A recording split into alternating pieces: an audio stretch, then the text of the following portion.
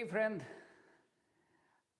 here's a quick live session today where I'm available to answer any questions.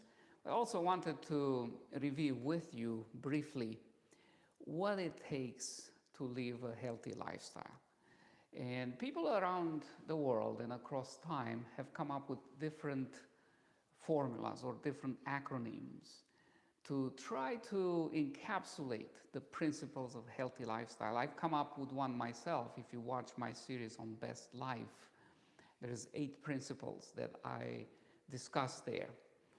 But today I wanted to remind some of you, or to bring in front of some of you, 8 principles, 8 basic factors that if you take care of them in your lifestyle, you can live a long life and a quality life.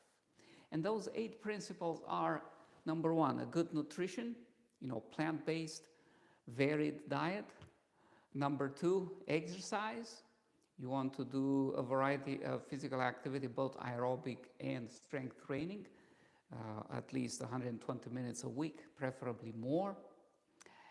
You want to drink plenty of fluid, plenty of water, 6 to 8 glasses a day to stay hydrated, to keep yourself clean.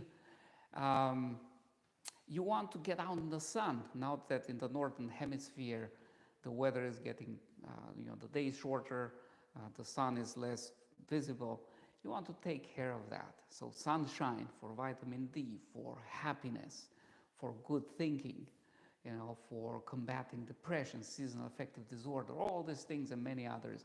Sunshine is crucial. You want to be balanced in everything you do and you choose. You want to avoid the toxic stuff. If somebody avoids smoking or quits smoking, if somebody avoids drinking alcohol and a bunch of other, toxic stuff out there, they can be quite a way ahead in their life and health. I'll give you just one example. Smoking accounts for 1/3 of all cancers in humans. So if somebody quits smoking, basically you cut your risk of cancer, not just of lung cancer, throat, mouth, stomach, and other forms of cancer, bladder cancer, by a whole 30%. So it's easy to do. I'll answer your question, Dress, here in a moment. In fact, let me try and do that now. I live a fairly healthy lifestyle by working out daily and drinking water, but I struggle with keeping my nutrition in check. What are some ways I could motivate myself to eat right? Watching from India, APK. Good to see you there. So, to answer your question, what can you do to get motivated to stick to a healthy diet? I'll give you a couple of things. Motivation is such a complex thing, and a lot of what we do, I'm a nutritionist and practicing internal medicine physician, and a lot of what I do with my patients rests on motivational interviewing. Meaning, I try to elicit in their mind, as we talk about some of their habits and how they can improve them, let's say about diet, I try to elicit ambivalence and conflict and then motivation to move in the right direction. And the way you do that with diet is in several ways. First of all, I would make sure that most of the foods that you eat are foods that you prepare at home. You know what goes in them, you know the recipe, you have that control. When you eat out, it's much harder to have that ability to control that, okay? Number 2, I would make sure that when you go shopping or when you stock your pantry and your fridge, you stock it with stuff that is good. Because if you put all kinds of junk in there, it's so easy to open the door and grab something. But if you don't have it there, see, this has to do with environmental re-engineering, as we call it sometimes, and psychologists call it. So if it's not there, if it's out of sight, oftentimes it's out of mind. So if you don't have a bunch of candy, cookie, cake, junk stuff, M&Ms and whatever else might be a bad, choice when it comes to diet. If it's not in the house, if it's not in the fridge, if it's not on the shelves in the pantry, guess what? Chances are you won't get out in the middle of the night or whenever the craving comes to go and buy one. You may, and then you have to address that problem, but more often than not, you won't do that.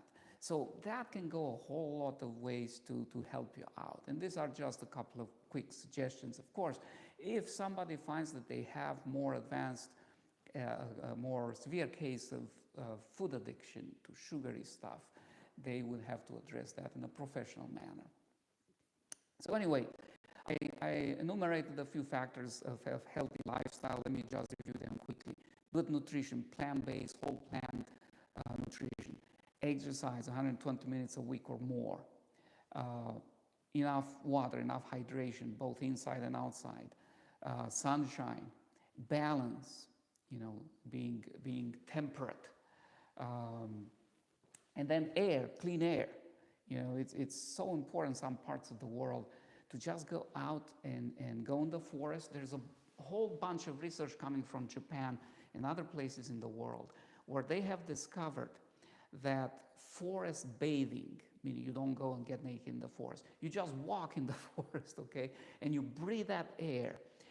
It has a beneficial effect on so many levels, including on your immune system. They even came up with a technical term for that. It's called Shinrin Yoku, forest bathing in Japanese. I'm sure I didn't pronounce that right, but the idea is that it stimulates your immune system.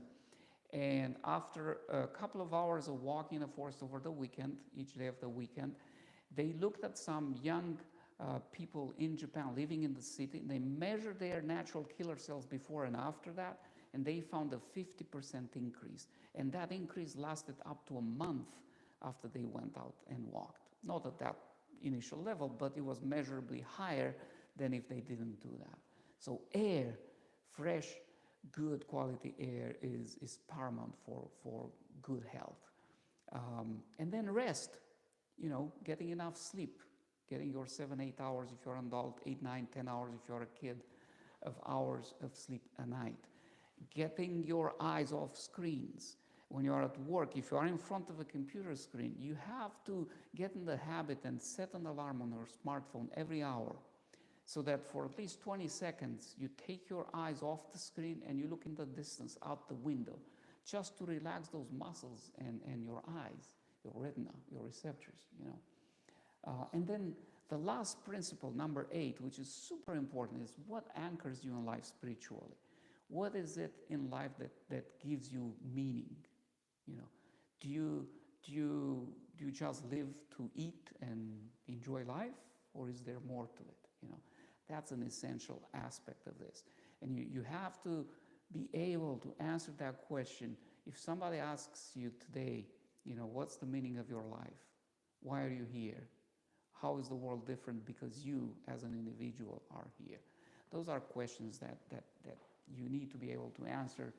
And to the extent that you find a satisfactory answer to that, this last factor, the ability to find meaning, the ability to trust in a higher power. I'm a Christian, so I start my day with God.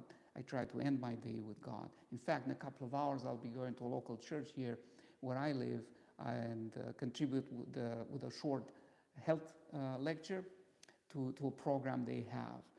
So those type of things is what gives me, anchors me and gives me stability, spiritually speaking, and helps me understand that I'm not just here to, make it to the next meal or make it to the next, dopamine release or whatever excites somebody's brain. But there's a bigger purpose, there's a bigger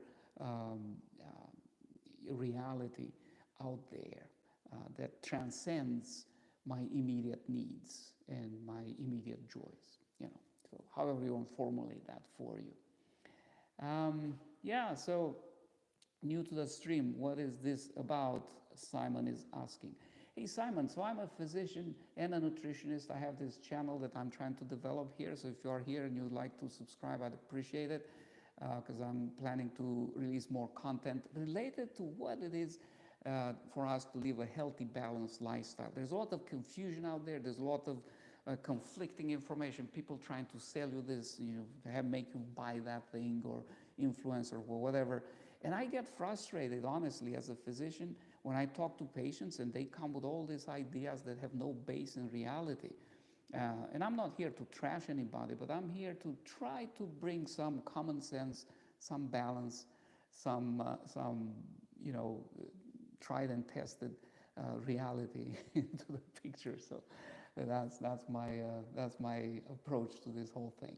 And when I have time, I do short lives like this. I plan to do them periodically, and have a little fun and answer questions. I'm not offering personalized medical advice to this medium because it's obviously not appropriate.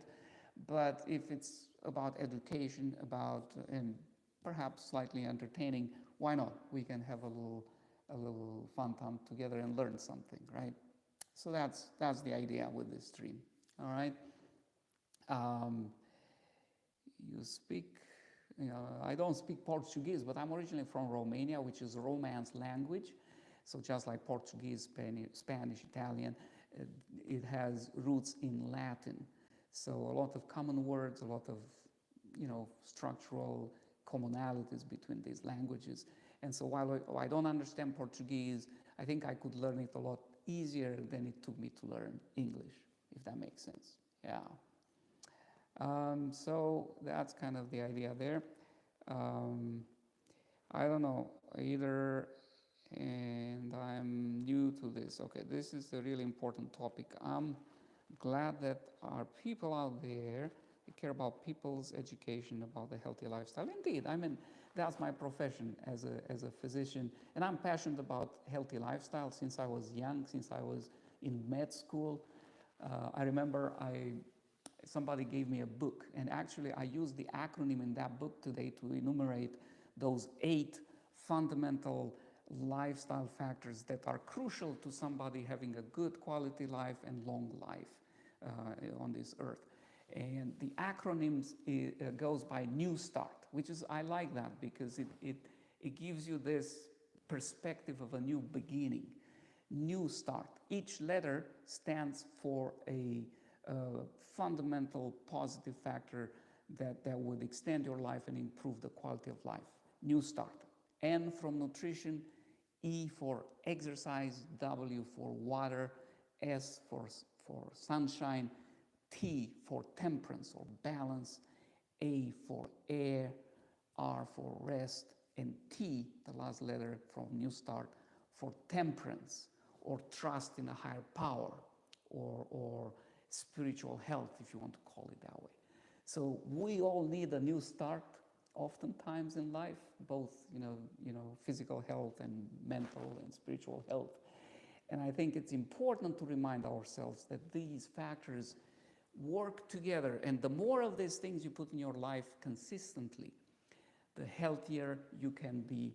And it's not just living a long life and being miserable, but your life is more fulfilled, because again, we're not talking about just eating good foods and that's the end, the beginning and the end. You have sometimes people presenting stuff and acting as if life is all about eating the right stuff and there's nothing else out there. A lot of these factors are means toward an end. Eating healthy is important, but it's a means to an end. Staying strong and physically fit is a means to an end. You are going to be able to achieve your mission in life, to find meaning easier if you are fit, if you're healthy overall. So a lot of these factors, like I said, are means to help you achieve your ultimate purpose. But that's why that last factor, the trust in the higher power, the spiritual health, the meaning that you have to find in life is so important.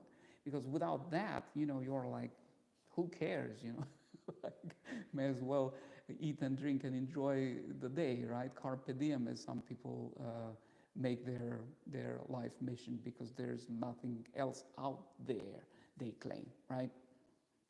So anyways, that's kind of my push here, and I appreciate you guys spending a little time with me. I will prepare for that lecture I'm giving tonight at the local church here. Maybe I'll post it on the channel afterwards as a short or as a regular video. I'll see how it comes out.